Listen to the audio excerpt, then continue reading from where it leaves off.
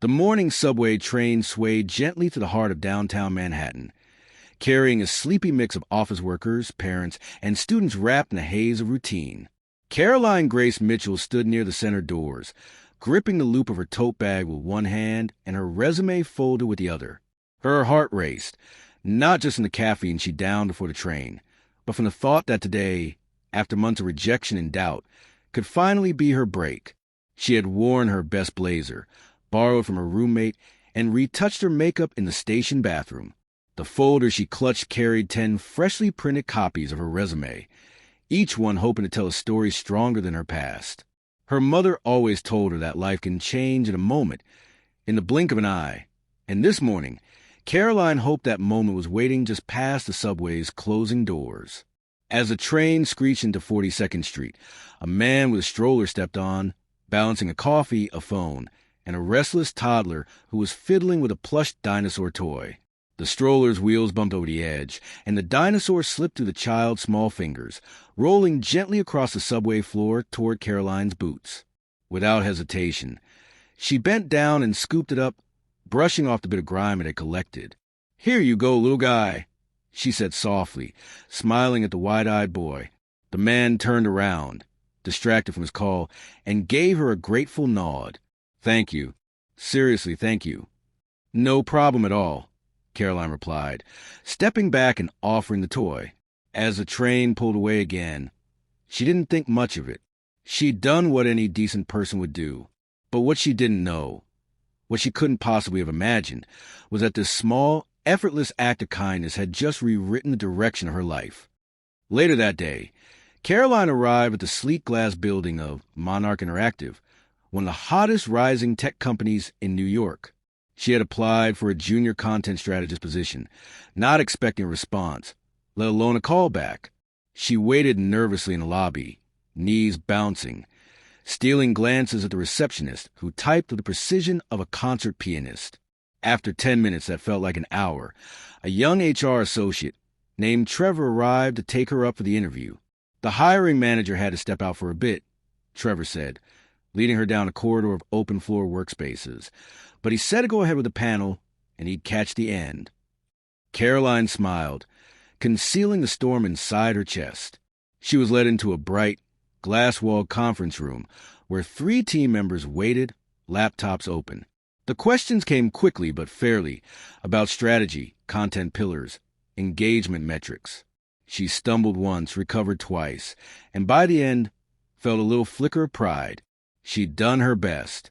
Then, halfway through a question about content repurposing, the door opened again.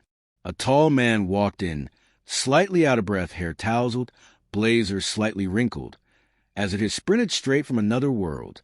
In one hand, he held a folded stroller. In the other, the same plush dinosaur from that morning. Caroline blinked. It was him, the father from the subway. His eyes widened the moment he saw her. "You," he said, almost involuntarily, stopping mid-step. "You picked up my son's toy this morning." The room turned to look at both of them, curious. Caroline's cheeks flushed. "Oh, yes, that was me." He laughed in disbelief and dropped the stroller gently against the wall. "Wow. I was so frazzled this morning, I didn't even get to say thank you properly. That was really kind of you." Trevor stood. "Caroline Mitchell, this is Ethan Rhodes, our CEO." The word struck like a silent bell. "CEO?" Ethan nodded, smiling. "Sorry I'm late. Kid wouldn't nap, and the nanny's sick. But I didn't want to miss this." Caroline sat straighter in her chair, tried to keep her expression from showing the 100 things she was feeling. The rest of the interview carried on, with Ethan asking thoughtful questions, occasionally smiling at her like someone who recognized something rare. When it was over, he paused at the door and turned back. "You know," he said, "sometimes the smallest things tell you the most about a person." Caroline got the job. 3 days later, she was at her new desk, still absorbing the fact that she now worked 3 floors below the office of Ethan Rhodes. The company was warm and collaborative, and though the work was challenging, it made her feel alive again. She didn't see Ethan again until her 3rd week. He passed her in the kitchen, gave her a smile, and said, "How's the dinosaur-saving hero doing?" She laughed. learning to swim with the sharks. "You're doing great," he said sincerely.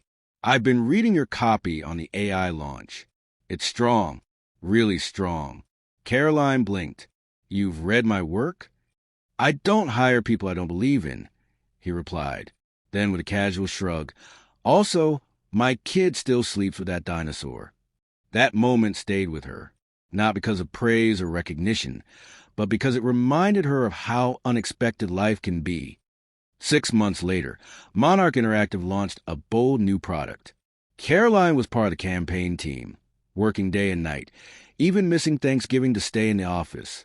On the final presentation day, her manager was out sick, and the team asked her to present their strategy to the board, led by Ethan. She was terrified.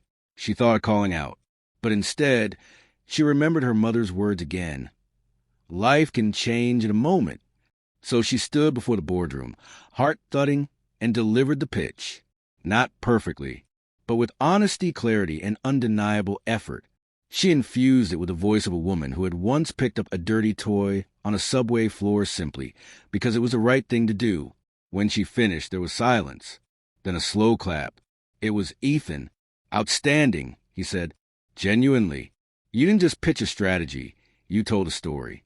And that's what wins hearts." The product launch exceeded expectations.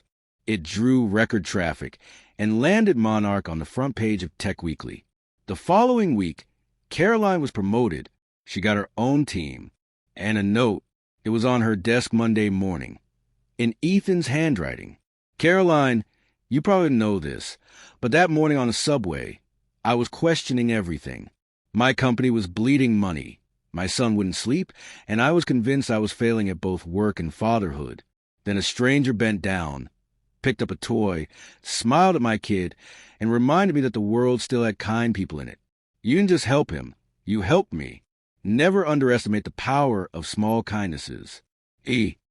Years later, Caroline sat in her own corner office, now the director of global brand at Monarch, leading a team of 30. A new intern knocked gently on the door. "Ms. Mitchell, I just want to say thank you for what you said in the meeting. It meant a lot." Caroline smiled warmly, gesturing the intern in. "Do you know how I got this job?" The intern shook her head.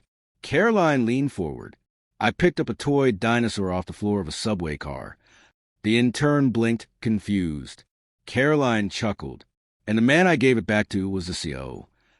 And that's how the world turns. Not always by grand gestures, but by tiny, quiet acts of humanity that ripple farther than we ever imagine. We think success comes from resumes, from accolades, from credentials. But sometimes it starts with nothing more than a kind heart and a fallen toy.